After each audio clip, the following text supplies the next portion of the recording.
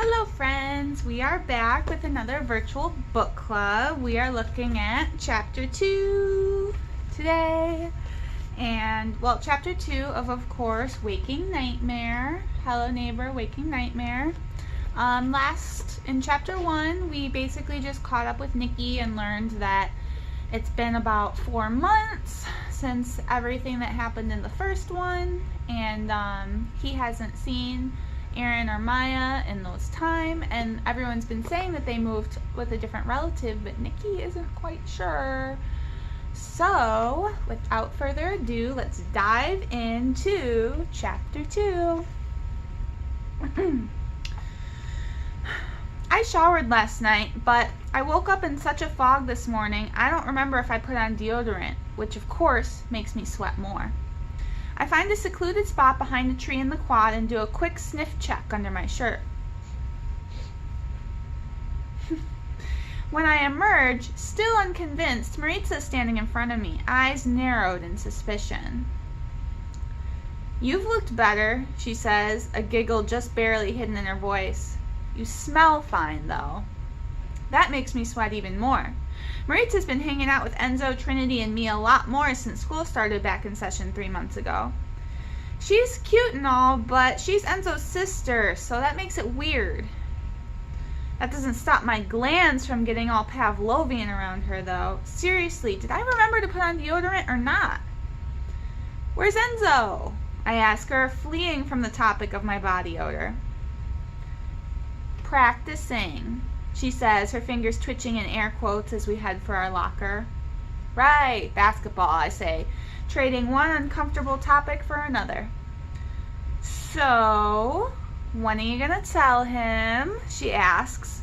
"Tell him what?" She arches her eyebrow. "That you hate it?" "I don't hate basketball," I say defensively. "Okay, that you have zero intention of trying out," she says. And this time, I can't disagree. "It's complicated," I say. She smiles, but keeps her eyes on the hallway in front of us.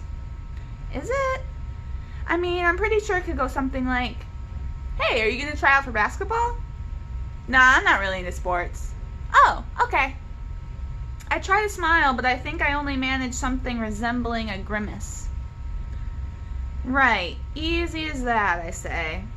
"Just like that," she agrees. Then we're quiet because we both know it's far from simple.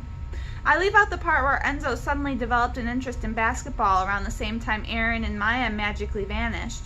And Maritza leaves out how quickly the entire town was willing to buy the lame story Mr. Peterson gave them about how he sent his kids to live with an aunt out of state. And neither of us mentions how weird things have gotten in Raven Brooks now that the bank wants to sell the land that used to belong to the Golden Apple Corporation to Earth Pro, and some people like my mom thinks that's great for the local economy, and other people like crazy Mrs. Tillman have the not so crazy idea that their small businesses could be in trouble. None of that should have anything to do with Enzo's sudden interest in basketball, but the timing is more than a little suspicious. Something I hadn't realized until recently is just how close the Espositos are to the Yee family. It seems people can't bring up poor Lucy Yee without remembering how close she was with Maritza and Mya. That puts Enzo in an uncomfortable company with Aaron and Mr. Peterson. And suddenly, with the death of Diane Peterson and Earth Pro's interest in the Golden Apple Corporation's land, the name Peterson is back in everyone's mouth. It's no wonder Enzo wants to blend into a different crowd, one that no one can associate with tragedy. Anyway, that's what I tell myself when I'm trying not to worry that Enzo considers me social kryptonite. Yeah, complicated. By the time the first bell rings, I've all but forgotten about how I smell, instead finding myself in familiar territory. Thoughts of Aaron and Mya. Because no matter what happens with Enzo and basketball or the Golden Apple land that Earth Pro wants, it all leads back to Aaron and Mya. How everyone is so willing to take Mr. Peterson at his word that his kids are fine, and in the same breath blame him for the death of Lucy Yee. The final bell buzzes just as Reuben and Seth duck into the room, Enzo trailing behind them. Enzo's new friends are each about half a foot taller than him, and they also seem entirely unaware that Enzo is friends with them, even though they all wear their hair in the same gelled, slicked-back style, making it look like they're wearing matching liqueur helmets. Lacquer, not liqueur, lacquer. Ruben and Seth grab the last two seats next to each other, leaving Enzo to shuffle past me to the back of the class. Just as he lowers his bag to the ground, the basketball he was juggling bounces and rolls to the front of the room, hitting a perturbed Mr. Pierce on the toe of his worn black shoe. "Mr. Esposito, let's leave the ball in the field, shall we?" Mr. Pierce says, nudging the ball back down the aisle.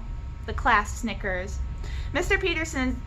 Pierce is the only other person who cares less about basketball than I do. Ruben and Seth laughed a little longer than everyone else, and I hope Enzo doesn't see them sneaking glances over their shoulders at him. I feel the perforated margin from my notebook paper and ball it up, flicking it at the back of Seth's head. He whips around, eyeing the rest of us, and I get really interested in my integer homework. By the end of the day, my sleepless night has caught up with me, and I can barely keep my eyes open. I'm dragging my backpack on the ground, but I don't care. I just want to get home. "Man, you look like you've been sleeping with the llamas," Enzo says, and Trinity shoves him lightly, then stares him down until he catches her meaning. It used to be okay to jump about the llama farm, or the spring-loaded poop flinger, or fart recordings, or any number of scandals that managed to make their way through every home in Raven Brooks after my summer adventures with Aaron, but not anymore. "Sorry," Enzo says. "I didn't mean to bring up... I know they're trying to be nice, but I wish my friends would stop being so careful with me and just ask me about what it is they're afraid of making me remember. I mean, it's not like I've forgotten anything. It's not like I haven't been thinking about what happened to Aaron and Mya every second of every day since I found that note floating across the street from the broken window of Aaron's bedroom, the smear of blood streaked across the paper, the way he tried to warn me against exactly what I'm doing right now. If my friends knew, if anyone knew about the investigating I'd been doing ever since I found that note, they wouldn't be avoiding the topic of Aaron and Mya. They would be avoiding me. "I want tacos," Trinity says, skipping over the awkward silence. "Who's in?" "Can't. Gotta practice," Enzo says, slapping the basketball so it makes a hollow bonk, then shaking the sting off because he slapped it too hard. "All I want is my bed," I say, already dreading the walk home. "Seriously, can sleep deprivation kill you?" Trinity shrugs. "I didn't want to hang out with you two anyway." Maritza strides ahead. "Later, dorks." I start sweating again. What is wrong with me? At home, I lie in bed with my eyes closed, but the sun is too bright and my clothes are uncomfortable and my parents are too loud downstairs, even though it's the same chatter and laughter I always hear when they're making dinner. "Get a grip," I say to my empty room, hoping my brain will listen and stop showing me reruns of last night, the horrible dream and the feel of the pale hand as it latched itself to my wrist. It's no use, though. Whether my eyes are open or closed, no matter how much my bones ache from last night, the same reality remains. Aaron and Mya are missing, and no one but me seems to be bothered enough by it to do anything. I try to get out of dinner by saying I don't feel well, but after Mom feels my forehead and says she's not buying it, I decide to go with an alternate plan. Get in and out of dinner as fast as possible. Most normal kids have normal parents who ask them normal questions when they get home from school. Questions like, "How was your day?" Or, "Did you make any new friends?" Ever since we moved to Raven Brooks, though, my parents are never home when I get home, so they interrogate me over beef stuffed peppers and 3-bean salad. And because we're far from normal, the conversation goes more like this. Cut to interior, 909 friendly court night. 909 friendly court night. The Roth family, Nicky Roth, 12, awkward as humanly possible, Luann Roth, 41, smartest mom on the planet, and Jay Roth, 42, journalist with a love of educational music and hostess products, sits down to dinner. Luann, tell me what your favorite subject was today. Nicky, social studies? Luann, is that a question? Nicky, it was social studies. Luann, cutting through her bell pepper. Oh, how nice. Why was social studies your favorite today? Trying to find a way to make 3-bean salad less disgusting, Nicky says. I guess it was the thing about bills? Jay, could you perhaps be more specific? Nicky, the lesson about bills. Jay, right, so bills as in the documents that become laws? Nicky, yes, bills and laws. Luann, Nicky, do I need to drag out the wheel? Nicky, remembering the game Luann crafted from the spinner she stole from the old Twister box and covered it with masking tape labels like how and why and tell me more to make talking about school seem like fun. No, don't get the wheel. The lesson was written about how bills are written and who writes them and how they move through Congress and stuff to become laws. Jay, I'm just... Luann, Jay, don't. Jay, don't what? Luann, don't sing the Schoolhouse Rock song. Jay, I wasn't going to. I was just going to say that I knew a bill. Luann and Nicky stare intensely at Jay. A bill who lived on Capitol Hill. Luann, Jay? Nicky, Dad. Jay, sorry. Luann, you know, your Uncle Saul was a state congressman. Uncle Saul was without a doubt the most miserable person I have ever known. He had this deep groove that cut a path through the center of his forehead. My dad used to call it the line of disappointment. The only time the line faded was when he was watching baseball, but owing mostly to his devotion to the Chicago Cubs, baseball brought him misery more often than not, too. Jay, student council does look good on a college application. Recently, when they're not toiling over work or whether to replace the water heater, Mom and Dad seem to have decided that I have no real interests. They know I like to tinker with gadgets. Tinker would be their word, not mine. But I suppose they think that 12 and a half is the perfect age for deciding on a career. Their suggestions are about as subtle as Mom's winks, which look more like convulsions. After Mom has finished her stuffed pepper and Dad and I have moved enough of it around on the plate to make it seem as though we've made a dent, Dad signals to me to clear the dishes and he heads for the pantry. It's Twinkies tonight. He's been thinking about something. So am I. So I grab 2 and neither Dad nor my mom even flinch, which is how I know they're both distracted. Mom starts and it's immediately clear that this conversation has nothing to do with me. So he's not backing off of it, huh? Dad shakes his head, looking down at his Twinkie. Not even a little. It's that famous Esposito stubborn streak. It makes him a great managing editor, except when you don't agree with him, Mom finishes.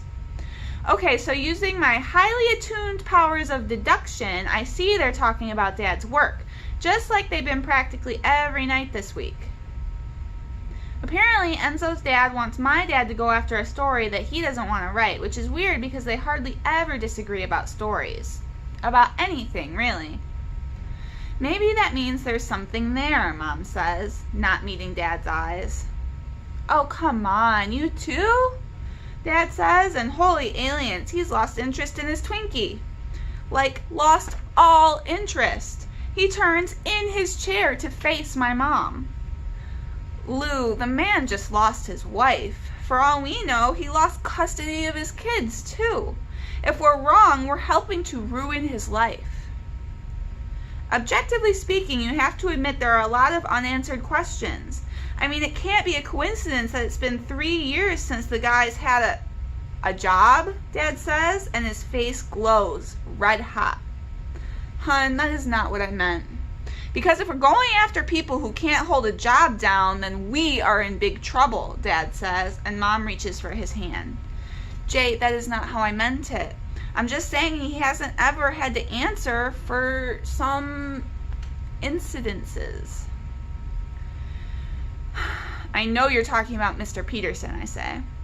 At first, I thought they were tiptoeing around the conversation because I'm sitting right there, but when they turn to me with matching wide eyes, it's clear they've completely forgotten that I was sitting here at all.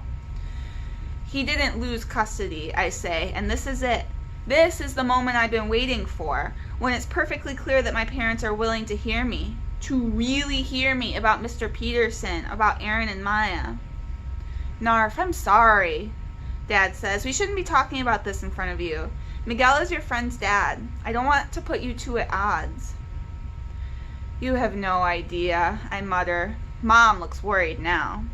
What do you mean? She asks. Look, that's not the point. The point is, are you boys having trouble? See, I knew it. I knew this was having an effect on him, Mom says, and it's like I'm not in the room again. Can we please tackle one crisis at a time, Dad pleads, rediscovering his Twinkie and shoving it into his mouth absently. You guys aren't listening, I say, but I say it quietly because arguing with my parents isn't just futile, it's completely exhausting. Okay then, how's this for a crisis, Mom says, getting ready to launch. She leans towards my dad, who looks up at the ceiling, already signaling his surrender.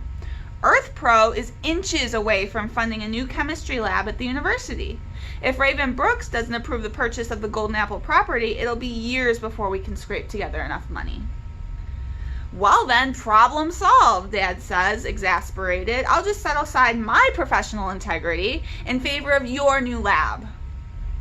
Well, dinner was delicious, I say, standing up.